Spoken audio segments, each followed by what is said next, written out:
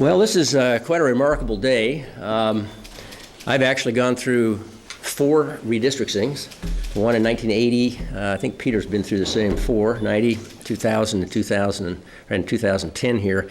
And I can tell you that having watched these, no one's ever totally happy with the result, but this is the first time, I think, actually since 1911 that we actually have a true bipartisan redistricting product here to sign. And I think that is a real tribute to the Oregon legislature and to its leadership for continuing to insist that we find compromise in the middle ground. And I particularly want to thank the chairs of the committee, Senators Suzanne Bonamici and Chris Telfer, and on the House side, Representatives Chris Garrett and Sean Lindsay for their tireless work, and their staff. Is there staff here? I want to acknowledge the staff if they're here. Yeah, hiding out there. Literally a tireless work, a tremendous number of hours, a daunting schedule around the state, continuing to draw these lines, negotiate and redraw these lines to produce the product that we have here today. So congratulations on a really, really well done piece of work. I'm going to have each of the members of the committee speak briefly, and then I will have each of the presiding officers speak and sign the bill, and we will get this job done. So, Chris? Oh, gosh. Well, it is a great day. It's been a lot of maps look unfamiliar to me. Without the colors, I'm not sure the lines are right. So, no, this has been an interesting process. I can say 2 words to me on what this is. It's a thoughtful compromise, and I'm pleased to be a part of that. I'm pleased to be a part of showing Oregonians that yes, in fact, we can work together in a nonpartisan and bipartisan way. So quite happy with the maps. Anxious to start working with my new district, I think, as all of us are, and I'll turn it over to Suzanne. Thank you. Thank you, and thank you, Governor. I agree with Senator Telfer that I'm so pleased to be here today. This has been a great process. I really enjoyed taking the committee around the state. I think we learned a lot about the state and heard from a lot of people. I was so pleased to see so many Oregonians get involved in the process. I wish we could have made everybody happy, but I am very proud that we have this strong bipartisan bill here today, and I'm eager to see the governor sign it and to get to work in the new district, and very pleased that you're all here today. Thank you very much. Thank you, Governor. The only thing that's consistent in life is change. Change can be a little uncomfortable. It can be also an opportunity, and I like to think of this as an opportunity. Not everybody's going to be happy about this, but it is change. It is opportunity. I hope that we can all look at this as opportunity to go meet new citizens in our districts and introduce ourselves. I'm particularly thankful for the co-chairs that we all work together. Co-chair Chris Garrett and Senator Bonamici and Senator Telfer. Great individuals, and I sincerely appreciate the time spent with them. Thank you.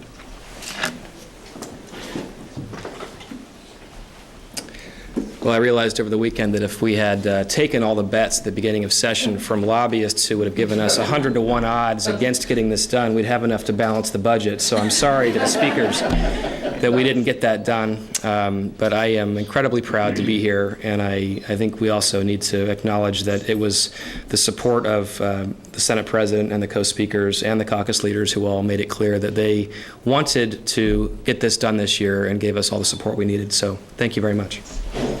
Does this mean that if we veto this, we'll balance the public safety? We do have a bill, don't we? Wanted to make sure. Hard work. I'm a little concerned these... Great. With that, I'd like to introduce President Courtney, say a few words, and sign on the dotted line.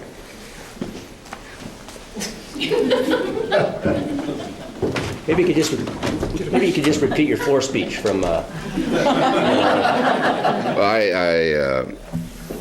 I really, well, I've always wanted. I've been a big fan of Marco Polo, and I did terrible in.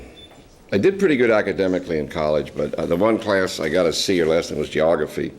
So I really admire map makers, and so there's quite a bit of that is in me in this. The other thing is that I feel that the one thing that's going to go unsaid here by the media and others is these individuals, there are absolute standards to do this stuff today. You can't do what was done when I first got here. There are 5 commandments, and you've got to comply with them. The genius, this thing is more than just pretty or we got together as Democrats and Republicans. This thing is a masterpiece in terms of those 5 commandments and they've complied with. And that alone I find remarkable. And the last thing I would say is, and I won't be melodramatic except to say that we did not have to do this to sine and die. We have to balance our budget or we can't sine and die. We did not have to do this. We could have simply said the courts and our Secretary of States take it. But we decided to do it. And it's already been acknowledged the tremendous odds that were against it. There was no way they were going to be able to do this. There was no way they were going to be able to complete this journey. There was no way they were going to be able to draw this map. There was no way they're going to be able to find a path. Somehow these individuals have. It'll take years before we understand it, but it's very Oregonian to do what they've done, to be the first or be the only. And it makes me very proud as an Oregonian. It makes me very proud of them. And I hope they feel as good about it as I almost do, because you see when you're Irish, one thing when you're Irish, you never get to celebrate. But I really hope that they feel good about this, because it is a remarkable day for Oregon, and it's because of their leadership and their path-making ways. Great. Did you sign the bill here? You want me to sign it? I would love you to sign it. Name's on your symbol right there. I didn't. Okay. Do I sign? Oh, okay. I got this pen here. You got matching pins on the desk. Yeah, but those are the governor's pins. You're not governor yet. No, no. One of those is your pen, Peter, yeah. One of those is No, your but you're going to sign them with all those pins, then you're going to give us pens. Do you know how to do this, Okay, Ron? yeah, All okay. right. This is a Red Meyer North pen. They got them on sale. They don't count for much, but we do the best we can. So I like blue ink, too. I don't like black ink. And anyway, I bring my Sharpie permanent marker. It's not my best penmanship. What do I do now? Where do I go? Just over here? Speaker Hanna? Can you this top, is good. can I you don't top want- that performance? Well, I could just tell you, I didn't want to get quite that close to the Senate president. I knew that. So he moved out of the way. History in the making, that's the one thing that I think it's a little bit humbling to stand here before you with this group of colleagues and leaders, including the governor, whom very early on in the session began to have a committed conversation around finishing this plan. I say it's humbling because as leaders, you turn things over to those you believe have the skill set to get the job done. And to see that we came to the conclusion that's acceptable to all through that process has been incredible. To know that these people got to places in the conversation where they were mad enough to leave the room and committed enough to come back is clearly setting the bar very high for legislatures to come, because it truly is historic to be here and have this done. Sometime before we're all gone, we'll look back at the names and faces here and say how much more remarkable this feat is than maybe even we know today. So I am very grateful to be a part of this group, and I'm excited for Oregon to see that in a very different legislative opportunity, that good work can be done by all, and I'm very pleased to be a part of that.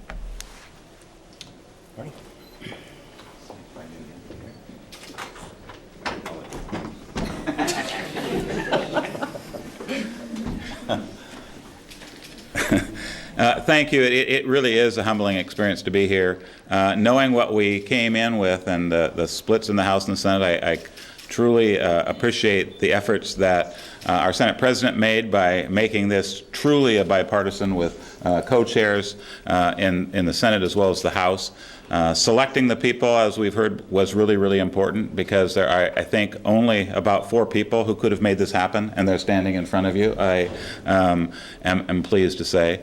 As a high school principal, the whole idea of this historic moment is really important to me as our kids get going. We have a bill moving through the House and Senate right now that has to do with teaching Oregon history, and this will be a major part of it. I think the accomplishments that were made by this group of 4 people and the rest of the members on their committees is something that Oregonians should be proud of. That in this time of a lot of people upset with each other and things not working as smoothly, they took an opportunity at a particular time in the history of Oregon to show people that Oregonians do what's right for Oregonians, and I appreciate that very much. So thank you for having the opportunity to be here. Great. Okay.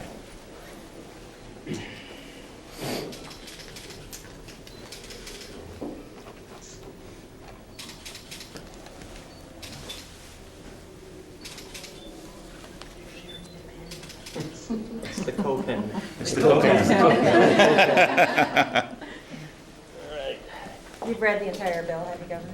Detail. It's so easy to read. Right, your district is,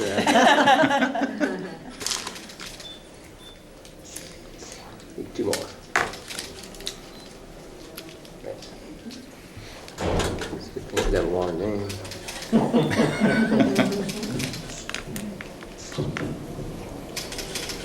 You gonna put Albert in there? John, you gonna put Albert in there? Yeah, I'll get it in there, right. Nice name. You get the pen that has the period behind the Albert here. Right there.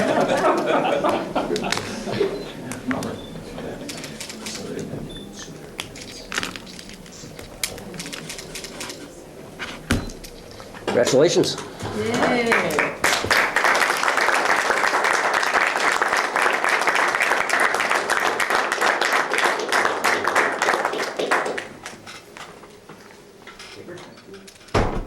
Ready? Thanks.